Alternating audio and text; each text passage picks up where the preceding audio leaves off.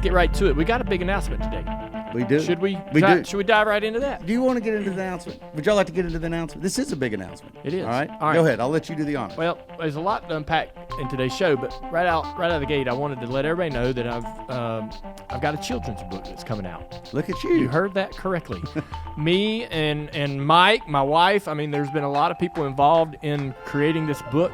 It's called Buster's Trip to Victory Lane, and you can pre-order it now. That's right. You can start pre-ordering today. You go to DaleJr.com/Buster. That's right. DaleJr.com/Buster. That's going to take you to a place where you can order this book. We wrote a book with McGee about my concussions and my, the wrapping my career up and all that and everything that went on, right?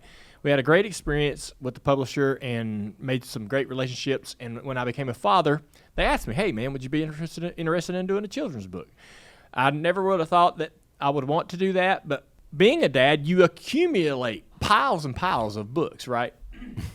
While reading some of these books, now I'm not a 3-year-old or a 5-year-old, but some of them are really good, and some of them the kids really connect to. And we got one book, what is it called? The Moon Book. Good Night Moon? Good Night Moon. That's right. Both my little girls carry that damn thing around. I see it every day. Mine did too. Every day. They connect to certain ones, and some of them they could care less. They don't even know they're there. Yeah. I was just kind of interested in that a little bit, but I wanted to try to see if I could create a story or create a book that would be interesting or that would connect to kids, right? Yeah. And we were given an opportunity. I had some good personal involvement in helping craft the story, selecting the artist, what the cars look like and their selecting names. the characters. Yeah.